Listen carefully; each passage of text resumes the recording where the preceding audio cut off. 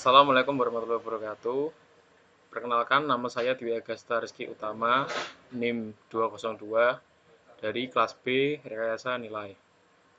Kali ini saya akan mempresentasikan tugas rekayasa nilai berupa Value Engineering Study Report yang berjudul TH952A Robot Street Improvements SP1908-84 dan merupakan studi kasus 3. Pertama-tama ialah latar belakang proyek. Robert Street adalah jalan raya utama di bawah kepemilikan MNDOT atau Minnesota Department of Transportation yang menyediakan jalan raya utara-selatan utama untuk kota West South Paul. Jalan ini diklasifikasikan sebagai jalan arteri minor. Batas dari proyek ini adalah jalan Mendota di sebelah selatan dan jalan Annapolis di sebelah utara. Dimulai dari jalan Mendota hingga jalan Butler Avenue, Robert Street merupakan jalan raya dengan 5 jalur terbagi, tanpa tempat parkir di sisi jalannya. Sedangkan, apabila dilihat dari jalan Butler Avenue ke jalan Annapolis, Robert Street merupakan jalan raya 3 jalur tidak terbagi dengan parkir di kedua sisi jalan. Berikut ini adalah gambar dari Robert Street atau peta dari Robert Street tampak ke atas. Seperti inilah kira-kira bentuknya. Ada banyak jalan masuk di sepanjang koridor di kedua sisi jalan Robert Street. Di beberapa daerah, jalan masuk hanya berjarak sebesar 50 kaki. Karena jalan masuk yang berjarak sangat sempit ini, tingkat kecelakaan di sepanjang Robert Street lebih tinggi dibanding dengan jalan raya utama tak terbagi lain di kota. Tujuan dari proyek ini adalah untuk merekonstruksi Robert Street guna meningkatkan keselamatan dan mobilitas dan menyediakan akomodasi untuk memenuhi standar Undang-Undang Disabilitas Amerika atau ADA. Proyek ini akan mengubah jalur belok kiri dua arah menjadi dengan median, menambah jalur perjalanan di utara Butler Street dengan menghilangkan parkir, menambah jalur belokan, dan memperbaiki trotoar. Studi Value Engineering ini dilaksanakan dari tanggal 10 hingga tanggal 13 September tahun 2013 dengan presentasi penelitiannya pada 13 September 2013 atau hari terakhir dari studi VE tersebut. Studi dilaksanakan pada saat proyek berada pada tahap 60% desain. Berikut adalah gambar sketsa dari desain yang telah direncanakan untuk Robert Street.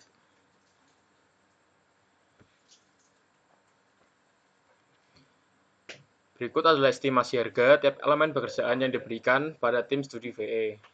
Jadi ini adalah perkiraan harga yang telah diestimasi, yang telah disesuaikan oleh tim VE pada saat proyek pada progres 60% desain.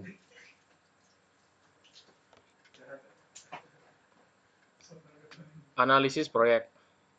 Pada tahap analisis proyek terdiri dari 5 tahapan, yaitu cost model, performance attributes matrix, functional analysis, dan phase diagram. Tahap pertama dari analisis proyek adalah tahap cost model. Cost model disusun untuk mengidentifikasi mana elemen konstruksi utama dan elemen konstruksi ditambahan dengan cara membuat diagram persentase dari tiap elemen. Besarnya persentase ditentukan dari besar harga pada elemen tersebut. Berikut adalah diagram yang telah dibuat. Dari diagram ini dapat dilihat bahwa roadway adalah elemen paling mahal pada proyek Robert Stone kali ini, yaitu menduduki 24,9% dari total biaya proyek. Yang kedua adalah tahap performance attributes. Pada tahap ini, kinerja setiap proyek didefinisikan dengan baik dan disepakati oleh tim proyek, tim VE, dan para pemangku kepentingan pada awal studi dilaksanakan.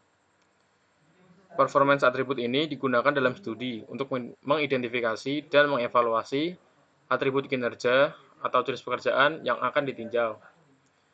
Diberikan 6 jenis pekerjaan dalam tahap ini, yaitu yang pertama adalah mainline operations, local operations, maintainability, construction impacts, environmental impacts, dan project schedule. Karena atribut kinerja tersebut dijelaskan definisinya dan dijabarkan pekerjaan serta kegiatannya masing-masing atau baseline. Jadi baseline ini dapat dikatakan sebagai pekerjaan awal yang sebelum dilakukan studi VE. Performance Attribute Matrix. Pada tahap ini,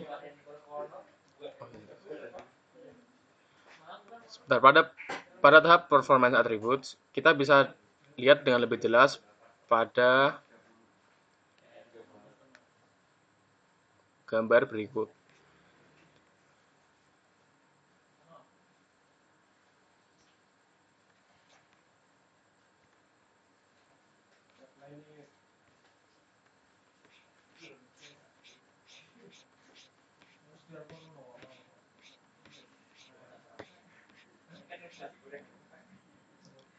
Nah, pada ini dapat dilihat kita lakukan penjabaran pada setiap atribut kerja atau performance atribut atau jenis pekerjaan, dan kita jelaskan masing-masing jenis pekerjaan tersebut, mulai dari definisinya dan baseline atau pekerjaan awal yang harus dilakukan pada jenis pekerjaan tersebut, seperti pada gambar yang ada di tabel ini.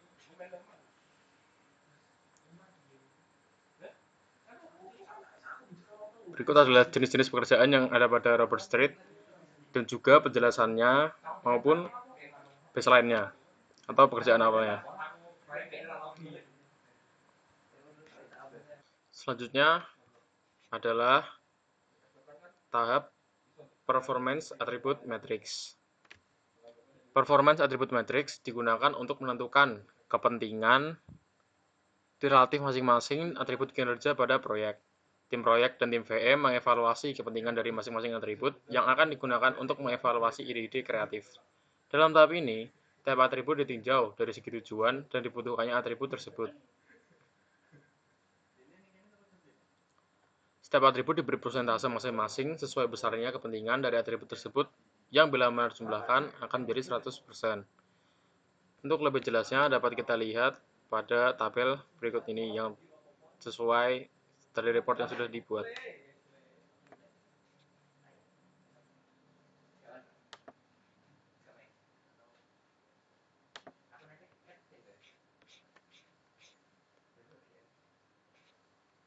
Berikut adalah performance attribute matrix yang sudah dibuat. Sesuai tahap yang tadi, ada 6 jenis pekerjaan dari proyek ini, dan setiap pekerjaan kita beri nilai masing-masing sesuai urgensi atau kepentingan dari tiap elemen yang ada. Di sini dapat kita lihat bahwa jenis pekerjaan local operations adalah yang terbesar, berarti ia paling diprioritaskan untuk dikembangkan atau dikaji ulang.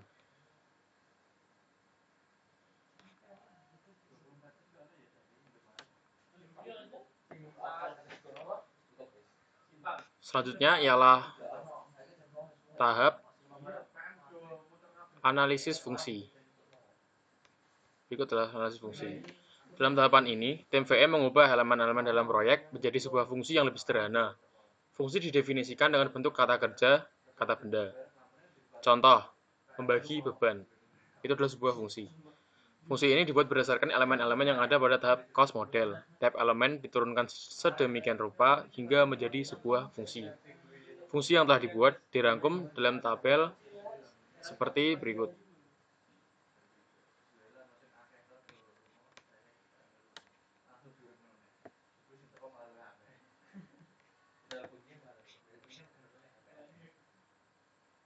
Nah, ini adalah tabel analisis fungsi yang sudah dibuat. Jadi, dalam tabel ini, kita buat fungsinya menurut elemen-elemen yang ada pada diagram cost model yang pertama. Sesuai elemen-elemen tadi diurutkan dari yang paling mengeluarkan biaya terbesar ke biaya terkecil.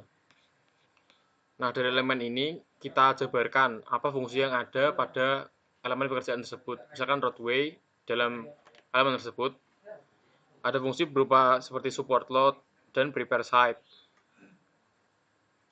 Dan setiap elemen diberikan masing-masing fungsi-fungsinya yang ada. Seperti dalam tabel berikut.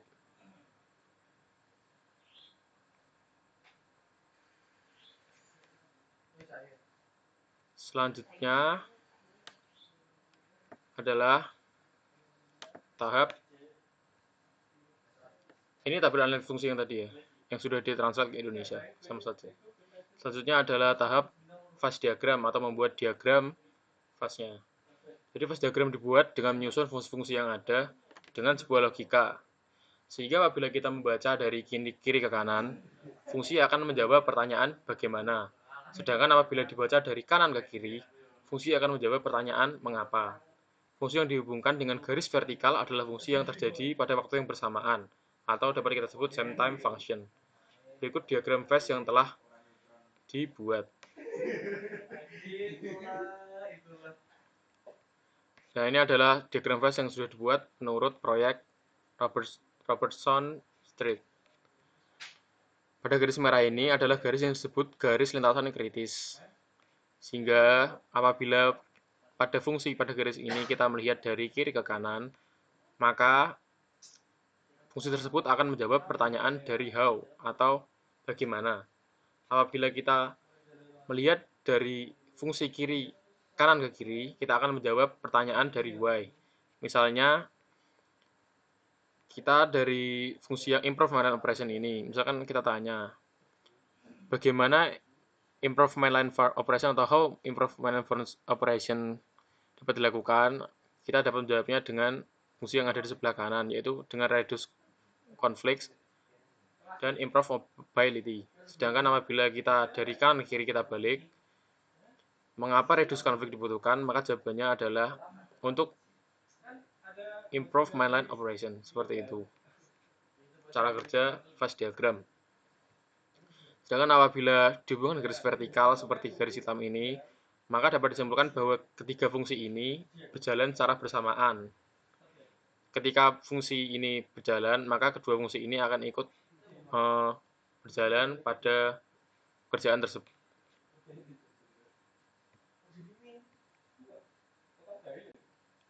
Selanjutnya adalah fase speculation atau spekulasi. Selama fase spekulasi atau fase kreatif ini, tim VM melakukan brainstorming tentang suatu ide atau gagasan mengenai bagaimana cara menerapkan fungsi yang sudah ada. Gagasan-gagasan ini didasarkan pada informasi yang tersedia, dengan mempertimbangkan kendala dan pengendalian keputusan yang juga diberikan kepada tim VE.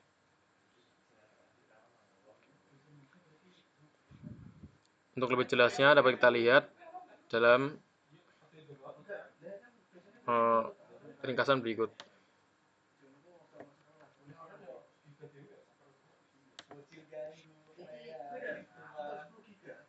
Ini adalah fase spekulasi.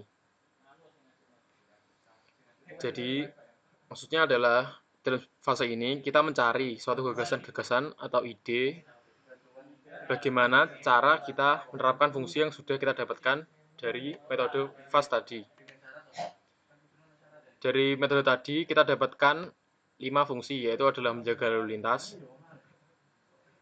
melalui koridor, menjaga lalu lintas untuk tujuan bisnis, fungsi untuk memindahkan utilitas, dan yang terakhir adalah meningkatkan konstruktabilitas. Nah, dari masing-masing fungsi ini kita dapat mencari solusi ataupun gagasan tentang bagaimana cara kita menerapkan fungsi ini. Misalkan pada fungsi menjaga lalu lintas, kita bisa lihat di sini apa saja dapat kita lakukan untuk melakukan hal tersebut, untuk melakukan fungsi tersebut, yaitu adalah seperti setiap jalur di setiap arah tanpa jalan memutar dan belok kiri. Terus ada penutupan penuh untuk memindahkan lalu lintas 2 lajur setiap arah keluar dan bangun pusat jalan terlebih dahulu. Menghilangkan penghalang sementara, memungkinkan kontraktor mengubah kontrol lalu lintas dan lain-lain dengan persetujuan. Itu adalah beberapa penerapan fungsi yang sudah dilakukan. Berlaku juga pada ketiga fungsi yang lain.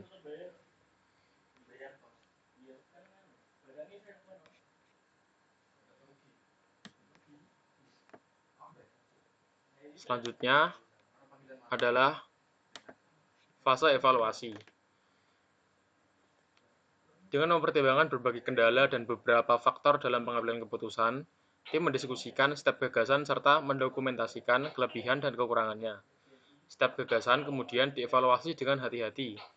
Tim VE juga memberi peringkat pada keseluruhan ide, mulai dari poin 0 hingga poin 5. Gagasan dengan peringkat tertinggi atau peringkat tinggi dikategorikan dengan poin 4 ataupun atasnya, yaitu poin maksimalnya adalah 5 di sini. Gagasan yang dianggap setara dengan baseline atau pekerjaan awal sebelum dilakukan studi VE diberi poin 3. Didokumentasikan sebagai pertimbangan desain. Gagasan yang berperingkat rendah diberi poin 2 atau sampai 0. Gagasan tersebut dapat dikesampingkan. Namun, tim VE tetap harus memberikan deskripsi singkat dan pembenaran pada peringkat rendah atau peringkat yang diberi poin 2 ke bawah tadi. Untuk lebih jelasnya dapat kita lihat dalam ringkasan yang sudah ada.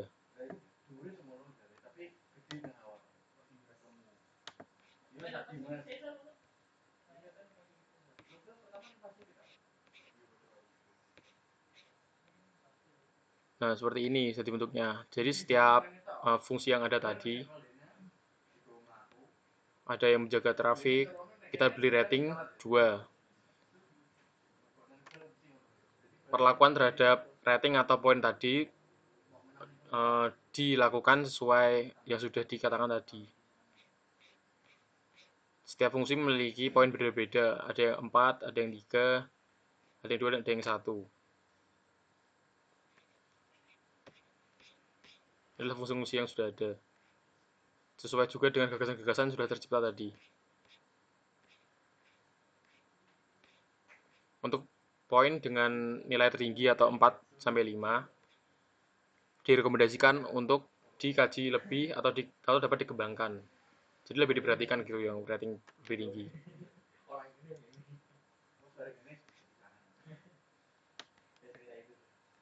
Selanjutnya adalah fase rekomendasi. Rekomendasi nih. Nah, fase rekomendasi. Rekomendasi VE disajikan sebagaimana ditulis oleh tim selama studi value engineering. Tabel berikut adalah ringkasan dari semua rekomendasi yang dihasilkan dan dampaknya terhadap proyek. Jadi dapat dikatakan rekomendasi ini adalah tahap dari solusi yang telah diberikan oleh tim VE setelah mengkaji seluruh gagasan dari fungsi-fungsi yang ada. Pada tabel ini sudah diringkas rekomendasi atau solusi apa saja yang dapat diberikan untuk menambah nilai dari proyek tersebut. Di sini ditemukan 5 rekomendasi. Yang pertama adalah menggunakan traffic barrels. Yang kedua adalah rapat kontraktor atau pemilik bisnis mingguan. Yang ketiga ada 2, dibagi A dan B. Yang pertama adalah relokasi utilitas terlebih dahulu. Dan yang B adalah mitigasi risiko, biarkan kontrak utilitas terpisah. Dan yang keempat adalah kontrak inovatif. Di sini juga dijelaskan penghematan harga yang terjadi pada rekomendasi tersebut. Pada traffic barrels dapat kita lihat bahwa penghematan yang ada adalah 0,2 juta dolar. Untuk keempat rekomendasi lainnya dapat dikatakan tidak memiliki penghematan harga.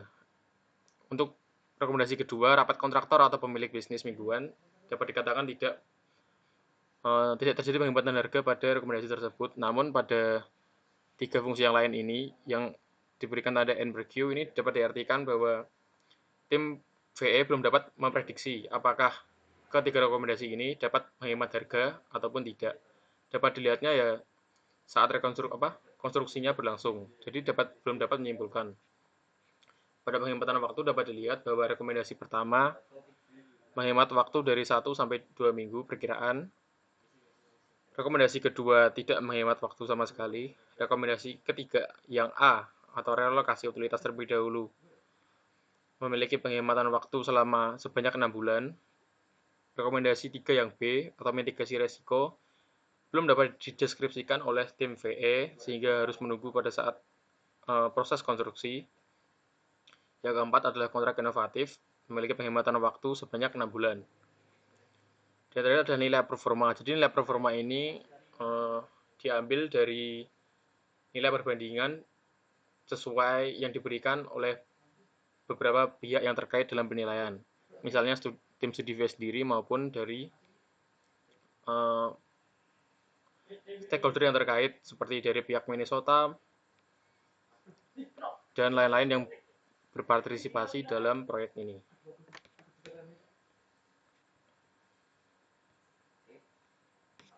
Selanjutnya ialah tahap yang terakhir, yaitu value result atau hasil akhir dari studi VE ini. Untuk melihat peningkatan nilai proyek dari hasil studi value engineering, performa dan harga proyek setelah rekomendasi dibandingkan dengan performa dan harga proyek pada pekerjaan awal atau basic line. Dengan melihat perbandingan tersebut, dapat diketahui peningkatan nilai dari proyek setelah dilakukan studi VE. Lebih jelasnya dapat dilihat pada tabel berikut. Nah, jadi untuk menyimpulkan pertambahan nilai dari setiap elemen proyek yang ada, kita dapat melihat pada tabel value matrix result berikut. Nah, dari kelima rekomendasi yang ada, ini adalah nilai performa, persen perubahan performa, atau persen perubahan harga, dan pada akhirnya dapat didapatkan persen pertambahan nilai dari pekerjaan yang telah diubah dengan rekomendasi yang telah diberikan. Misalkan pada yang pertama adalah rekomendasi menggunakan traffic barrels, diberikan performa 543 sesuai penilaian yang sudah saya jelaskan tadi. Apabila dipersenkan, performa ini dapat kita kan dengan jumlah 9%. Ditambah lagi dengan persen perubahan harga. Karena tadi sudah dapat dijelaskan ya, ada penghematan pada rekomendasi ini, sehingga boleh ditambahkan adalah penambahan nilai dari pekerjaan dengan rekomendasi tersebut akan menjadi bertambah 10% nilainya.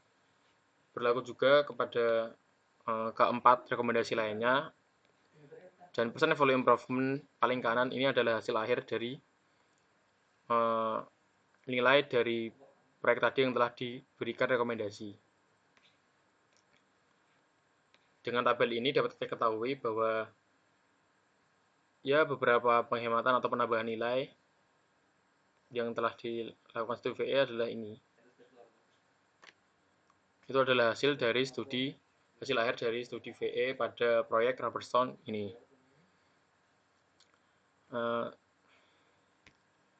Ya sekian presentasi dari saya sendiri. Mohon maaf apabila salah kata dari saya ataupun tidak berkenan di hati saudara. Wassalamualaikum warahmatullahi wabarakatuh.